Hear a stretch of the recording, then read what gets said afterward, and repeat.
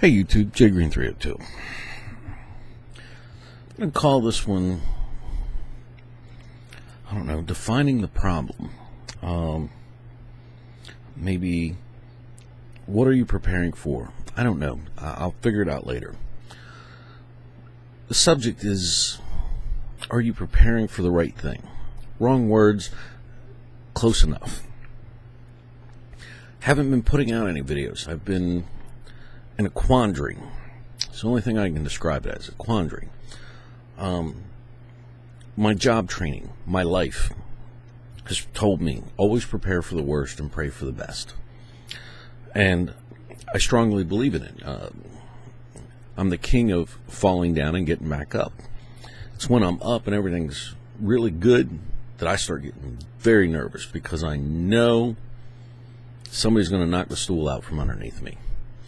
It's when I'm climbing up that I feel comfortable, because nobody seems to mess with me when I'm climbing back up. It's just a long, hard fight. So, in most of the things, I've looked at the worst case scenarios, and I've sat down and tried to figure out what people have missed.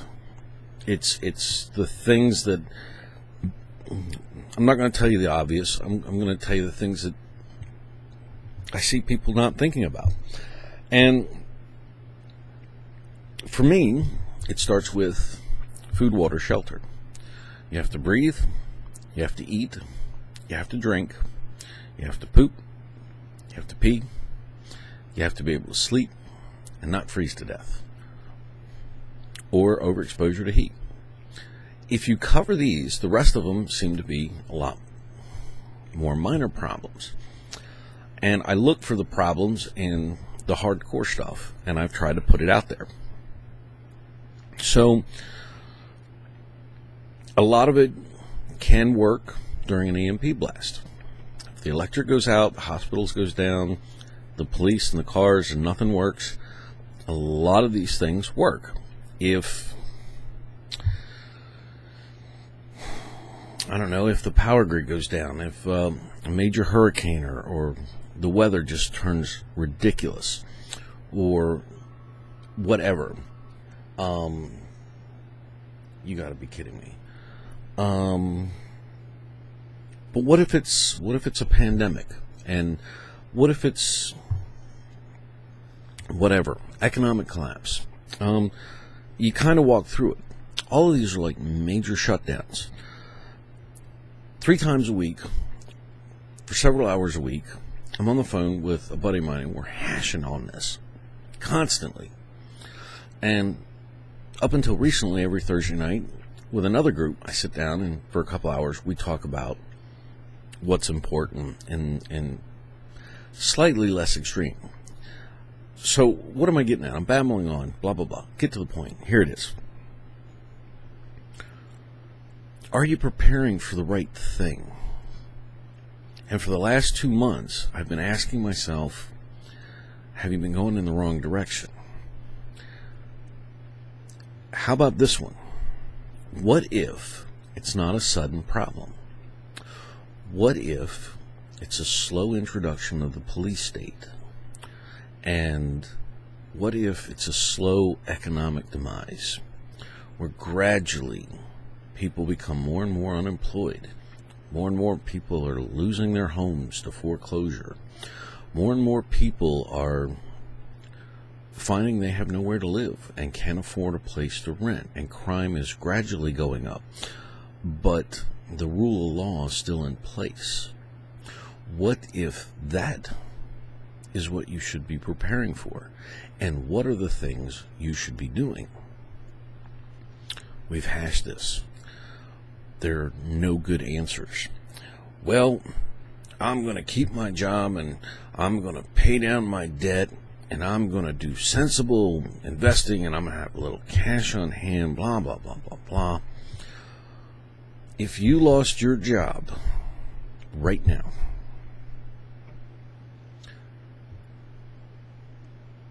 and you got, say, $300 in unemployment benefits a week, how long before you lost your mortgage?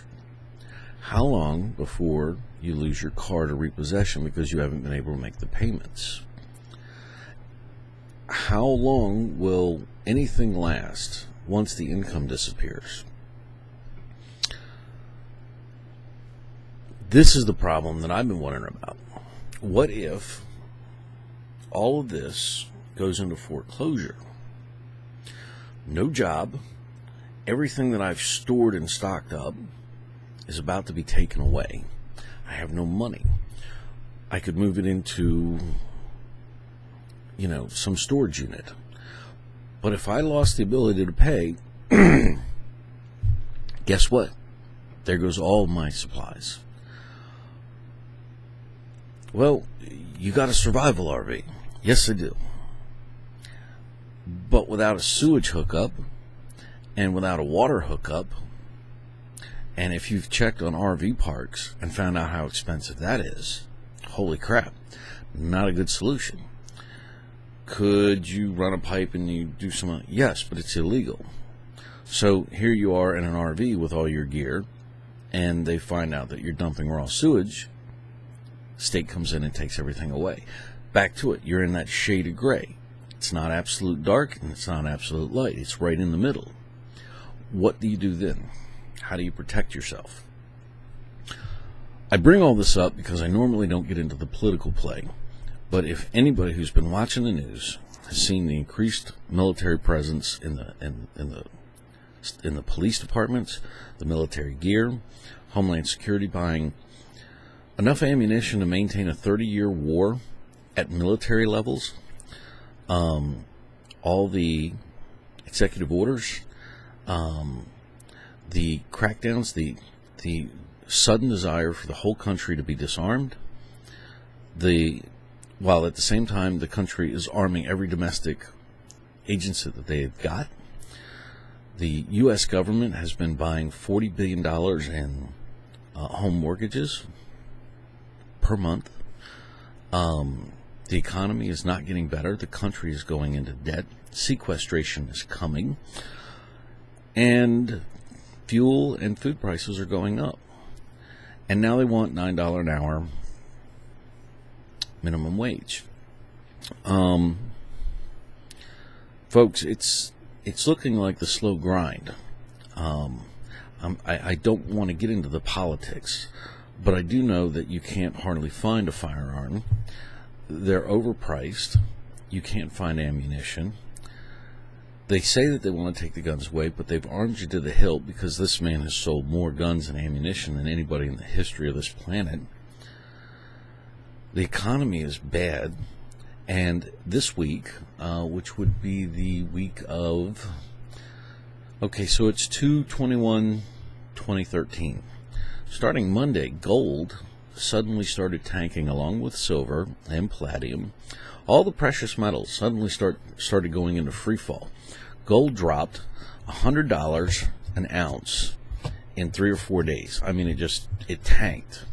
So one of these little gold coins is now $100 cheaper in the last 3 days. I've lost several $100s since I purchased this. Silver isn't worth a lot. When I got these, this represents like, when I bought it, maybe $34. It now represents about $28. So what is going on? All of a sudden, gold and silver is dropping like a rock. I have heard reports that right before 9/11, there were put orders betting on a drop in the airline industry 2 days before 9/11. And they were massive. And nobody's willing to go and collect on it. But I keep hearing they're not willing to collect on it, probably because they don't want anybody to know who put it.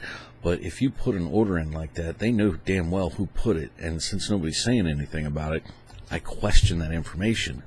But reports are that 2 major put orders of the same size, and they were massive, were placed for April 20th and April 25th this year. The reason it got reported is that the only time Wall Street boys have ever seen that kind of an order put in was once before, 2 days before 9/11. So we're starting to pay attention to that. Now, I talk to people out in West Virginia. I talk to people in Florida. I even had a guy that is from the U.S. that is now living and working in England get a hold of me this morning and said, give me your number. I think we probably ought to talk. And they're coming out of the woodwork. People have been paying attention to everything I've been posting, but nobody's had a comment. Nobody said anything. Now, all of a sudden, everybody's looking me up. This is not good. And it's because I've actually taken the time to say something. And apparently, a lot of people have been paying a lot closer attention and had never said anything, but just sat there like taking it in. Now, all of a sudden, they're finding me. That's a little concerning. So my point is that in the folks that I've been talking to regularly and the things that we're seeing, a lot of bad things seem to be pointing to the late April period. We don't know what. I don't have anything to substantiate. But this theory of we're caught in between, having a pure water purifier does not help me in that scenario. Having a toilet does not help me in that scenario. My problem is, if I lose some things, how do I take what I have, the stuff that I've prepared, and what do I do if I can't afford to rent something? And what do I do if I lose everything I've got and I can't find another job? What then? My theory, and it's a working theory, right now it's not terrorist, cyber attack. And I'm sitting there going, I think that's good. The reason I think that's good is because if you can't get a dude looking like an Arab with a vest with explosives showing up regularly to scare the American people, they're not going to buy it. But cyber attacks, you can't see a cyber attack, so they don't have to produce any evidence. They can just claim it was a cyber attack. And I'm wondering if they're going to have a quote-unquote cyber attack on the banks around late April. And if the banks stop and you can't write your check for your mortgage, and you can't write your check for your car, you're in default of your loan. And if you're in default, it's not their fault the bank shut down. And isn't it interesting that the Federal Reserve has been buying $40 billion worth of your mortgages since October? When you hit $1 trillion, several $1 trillion in mortgages, and everybody defaults, who owns all the property and all the housing? If you wanted to steal the continental United States, that'd be one way of doing it. And with their socialist agenda, in all socialist countries, it's state housing. You don't own anything. You have to rely on the state. 53% of the United States is dependent on the government to give them food and shelter. What if this little scenario is what you should be preparing for? And what can you do about it? Now, if you're fortunate enough to paid your house off, you're golden. Problem is, I don't know a lot of people that have paid their houses off and paid their vehicles off and paid off and are debt free. And I'm sorry that this is late, but if you are just now going, oh shit, he might be right, you have no time. What's your plan B? And if you don't have one, you're with me. I don't have a plan B. And I'm struggling really hard right now to figure out what plan B might be. And all I can do is put it out there and let you think. If anybody's got some good ideas, I'm listening. Thanks for listening.